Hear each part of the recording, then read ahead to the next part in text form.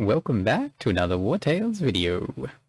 Alrighty, so tonight we've got a couple of different things that we're going to be doing. I'm currently playing on the no scaling mode, region locked, and have been running around with this party for a little while. Have used them in a couple of little videos. We're fairly well equipped now because we've actually managed to go and finish the arena, netting ourselves a level 7 Viper, plus 37 dexterity is quite nice.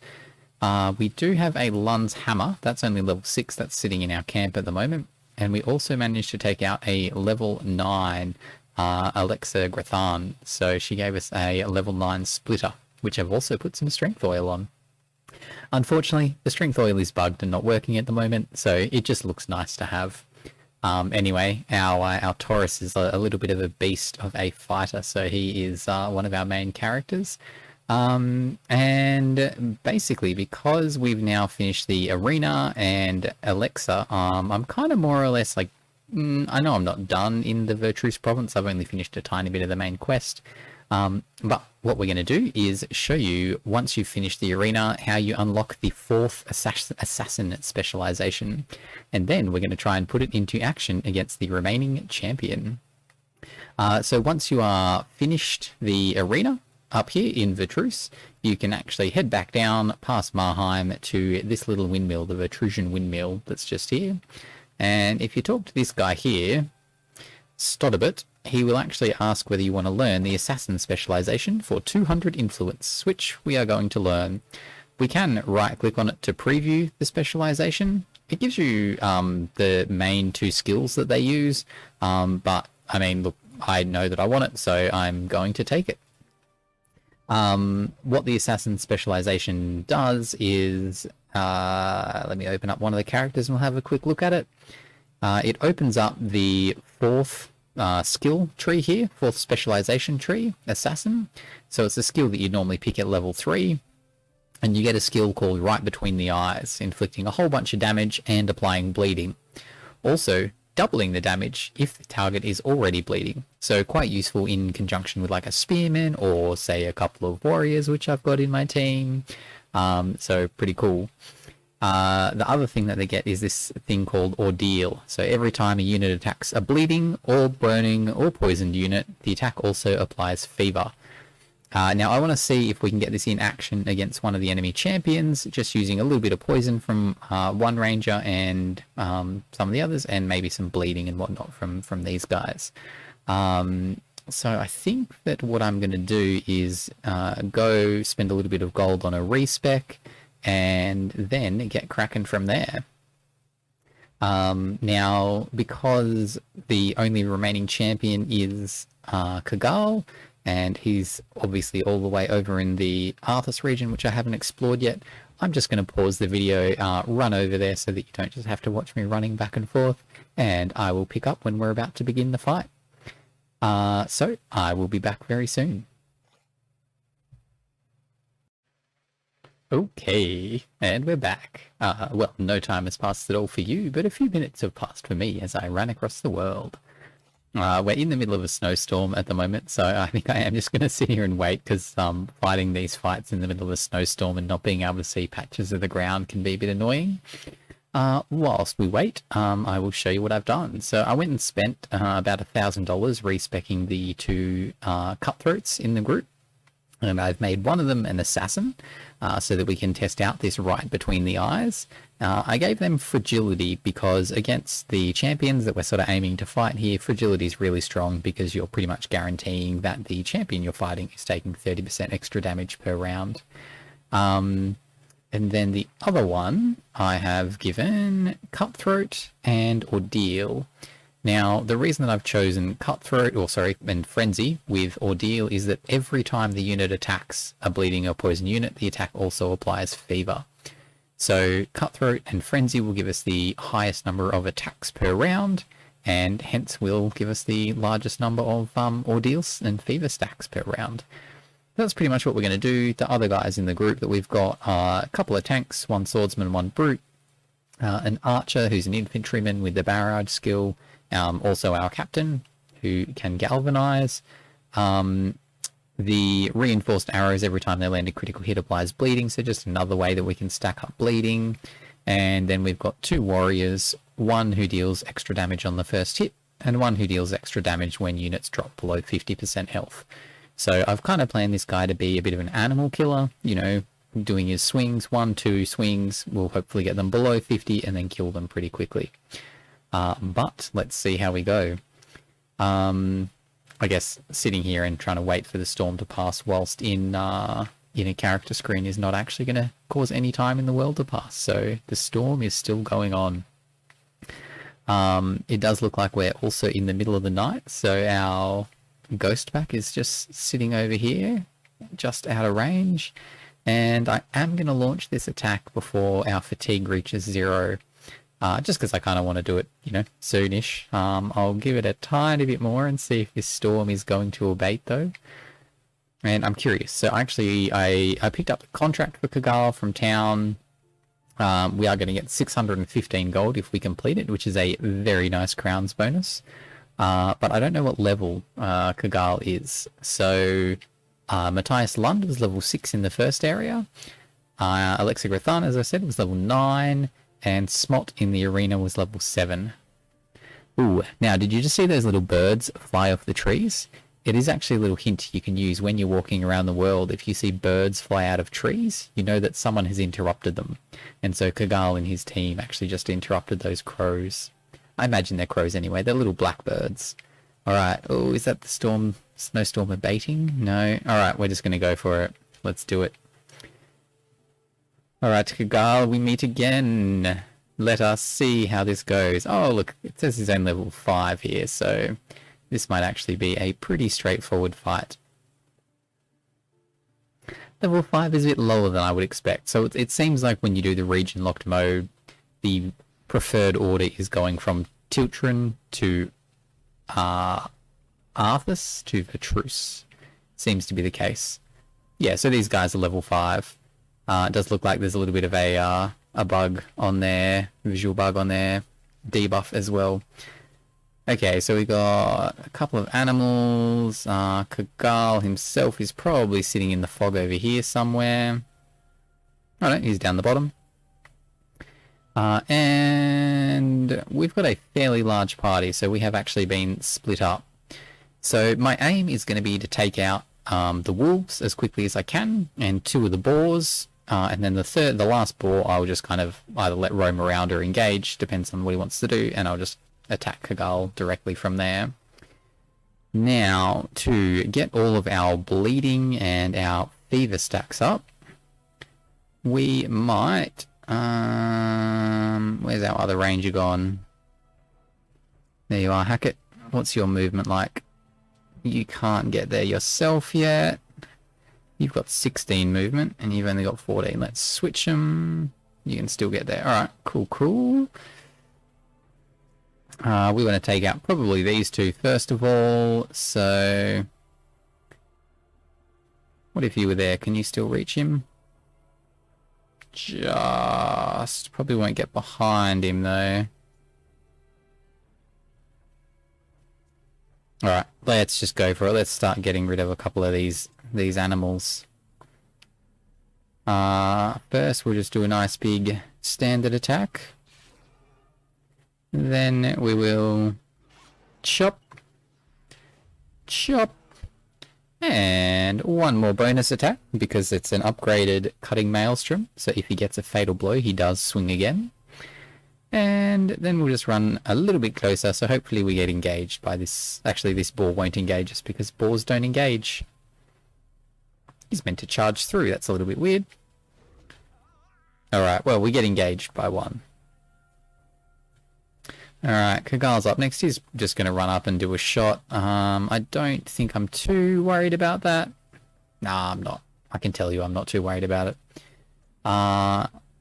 Now, Franus over here is our executioner, and will deal an extra 150% damage on the first attack of the battle, which will allow us to get another kill on the wolf over here. So you can see this is a party that you would consider a pretty end game kind of a party. Just being able to run in and take out a lot of these enemies quite quickly and easily. I did kind of want to see if I can get a tank down on Kagal just to allow my rangers a little bit more space to do what they do best. But I don't think we're going to be able to get a kill here yet. Let's run a tank over. That'll be fine. So I actually have a feeling that the snowstorm plays with the boar's AI a little bit, and they're not quite as clever at charging. Alright, so both our rangers will probably get shot here. 61 damage. That is a fair hit, alright. Well, let's go down and let's get him engaged so that Harem takes a shot for us here. Alright, let's apply our bleed. Let's do a little stabby stab. And you can see we can deal a fair bit of damage despite the fact that his damage reduction would actually be... What would his damage reduction be at the moment? I wonder if there's a little bug on his damage reduction. Because with 3 animals alive, he should have about a 30% damage reduction at the moment. He's got Wrath. Yeah, anyway, that's all good. Now, we can't get behind him. That was a mistake. And we need to poison him as well. So, let's head down. And we're going to need to heal this guy very soon.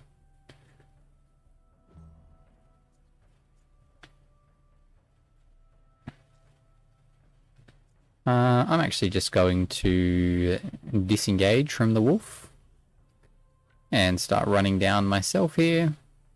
Got a couple of people with first aid. I'll put up a deflection. It means we can heal him, run down, engage, get his back turned, that kind of thing. And our brute here is going to apply poison through his poisoned impact because we've already got bleed on Kagal too.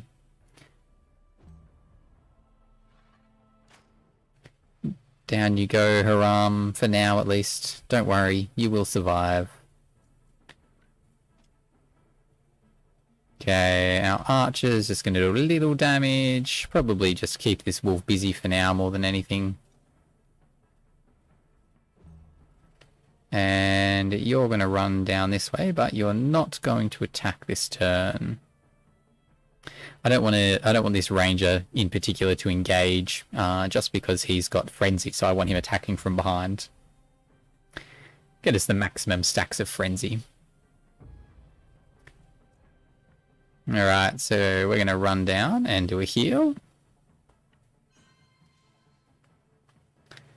And then we are going to go over this side and engage. I could weakening blow him, but I'm actually going to save as many valor points as I can here. Alright, then we want to apply some poison. Now, I might have to actually take a step back here. There we go. Boom, that is our poison applied. 2 stacks, very nice. That's a Valorous chain, so we're not going to earn anything from that. Alright, our tanks with their shields can take a fair bit more damage than any of our rangers can. Alright, now we're going to go and start trying to stack up our Ordeal and Fever stacks. So, first attack, 94 damage. That's insane. We get 1 Fever on. Then we're going to do a Frenzy. We get another few stacks of Fever, and we're doing 50 damage per crit on the Frenzy. Very nice. I feel like we might be able to take him down even before we take out many more of the animals. Now, we can earn just a little bit of Valor. Our tank may actually get taken out here. We'll see. Ooh, 61. Yep, down goes the tank. There we go. Well, the archer, he won't get engaged because he's got his barrage up. And you can see, even though these are, well, they are level 5 enemies, and our character's a bit of a late game party, you do still take quite a bit of damage in this fight. Alright, so the 2 boars are going to go. Kind of hoping this one doesn't run down this way, because I don't have any way to heal this character at the moment. I could just engage this boar, but it's not going to kill him. Might give me a nice frenzy attack though. I mean a nice wrath. There we go, 73 damage wrath that does 110 because of his madness bonus. And then let's head down and we can do a 137 damage spear throw. It's only a 76% chance, so I don't want to risk it. Maybe we'll leave him there till next turn.